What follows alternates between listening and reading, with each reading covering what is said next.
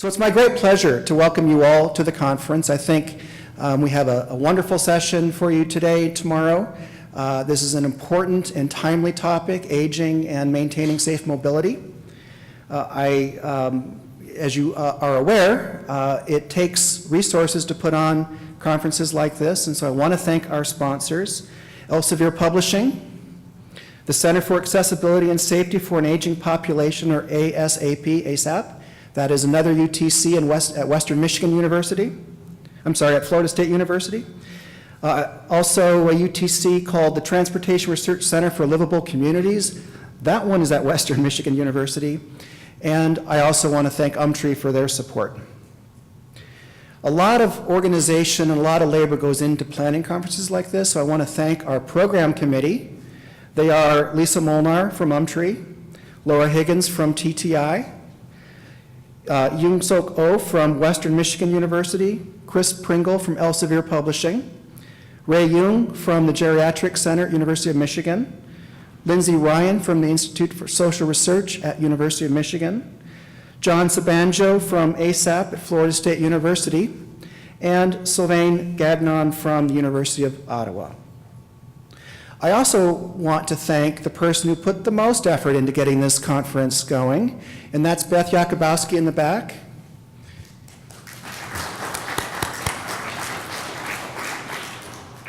And I want to thank the people that have been helping her put this conference on. That's Rebecca Glossop, Jane Ritter, and Michelle Douglas.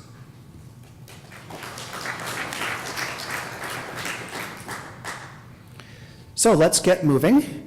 It is my great honor to present to you our next speaker, and that is Dr. Jim Sayre, the director of UMTRI.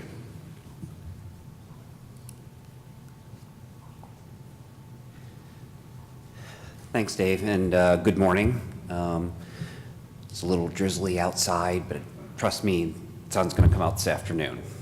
So, welcome you. I hope you're going to have, and I trust you're going to have a very productive meeting. I hope for those of you who are not from Ann Arbor that, particularly if this is your first time here, you really get an opportunity to explore it a little bit and enjoy the city. So I think it's a wonderful place to live. As a director of UMTRI, I oversee a number of different units and programs, Atlas being one of them. A little bit of background on UMTRI. The Institute was founded in 1965, so 51 years ago, expressly to be a multidisciplinary institute. Its founders felt since its inception that the social sciences, behavioral sciences, and engineering all worked together and critically in order to result in safer transportation, but more broadly, improved mobility for all persons. UTC programs themselves are quite valuable. We really consider it an honor to have one at UMTRI and to share that effort with the Texas Transportation Institute, or Texas A&M Transportation Institute. You know, I really believe that Atlas as a UTC exemplifies what UTC's goals are, those being research, education, and technology transfer. One of the other very valuable things is, I have to point out, is really not just a partnership, but I think really a really deep and meaningful collaboration with Texas A&M. There's been a great benefit through this UTC. I see Robert nodding his head, so that's a good sign. All right. So just some brief words again. I trust you'll have a very productive meeting and enjoy your time here. Right now, it's my pleasure to introduce to you Jack Hu. Jack is the J. Reed and Polly Anderson Professor of Manufacturing. He's a professor of Industrial and Operations Engineering, a professor of Mechanical Engineering, but most importantly, from my perspective, my boss, the Vice President for Research here at the University of Michigan. Please welcome Jack.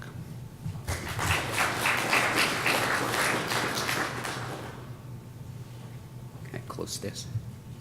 Good morning. How's everyone? So it is my great pleasure to welcome you all to the University of Michigan to this I would say, very important and timely symposium on meeting the challenges of safe transportation in an aging society. The topic is actually quite a good one for the University of Michigan, for all of you. We know the demographics of our society is changing. Right now, I think as of today, we have perhaps more young people, slightly less at working age, and then somewhat less of retired age. But I think by 2030 and beyond, the distribution will be a inverse distribution. That means more people retired and then less at the working age and even fewer at the younger school age. So we have that changing demographics. I think that distribution of the population will bring many, many different challenges and impact to society.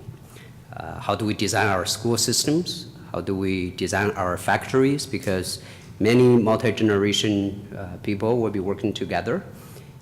Importantly, how do we deal with the transportations for the aging population? So that is one of the very important challenges for the society 2030 and beyond.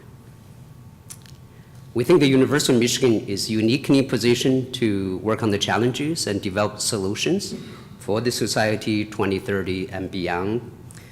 Many of you know the University of Michigan is one of the largest research universities in the country. We spend $1.3 billion. Actually, this year it will be slightly more on research, so it's one of the largest, in fact, the largest public research university in the country. We're only second to Johns Hopkins if you consider all private universities. Of course, Johns Hopkins does receive $1.1 billion from the DoD, and altogether, I think they spend about $2.1 billion. So that 1.1 itself is almost automatic each and every year.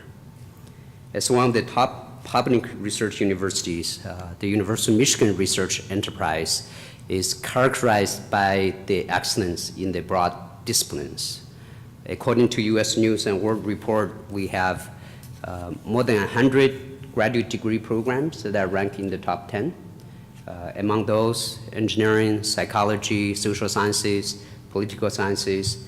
So many of the relevant disciplines for transportation and for society are ranked in the top in the country. So I think one of the very important jobs for me and my team is to bring faculty from those disciplines together to build on large-scale interdisciplinary initiatives.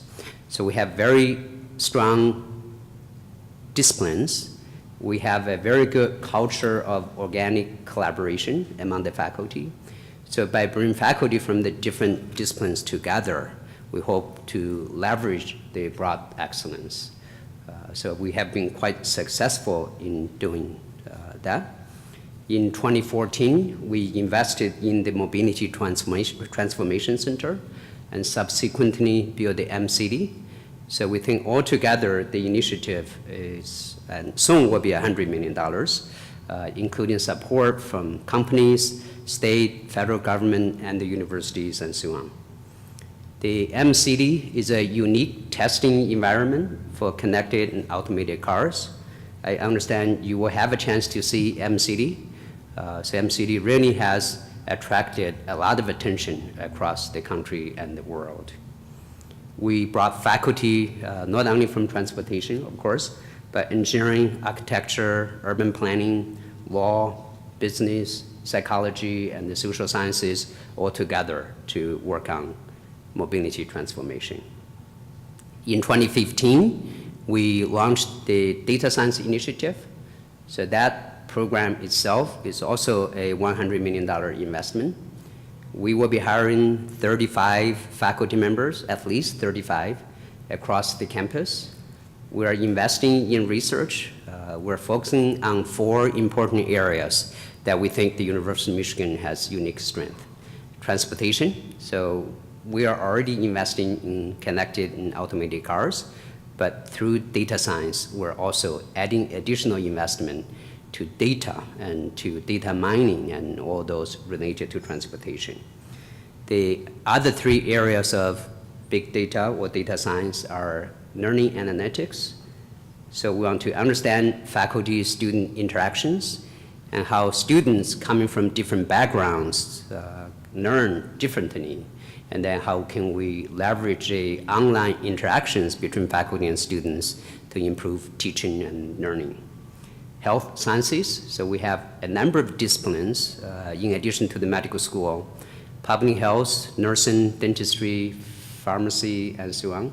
So we want to invest in precision medicine, for example, by bringing the different disciplines, computer science, data, social sciences together.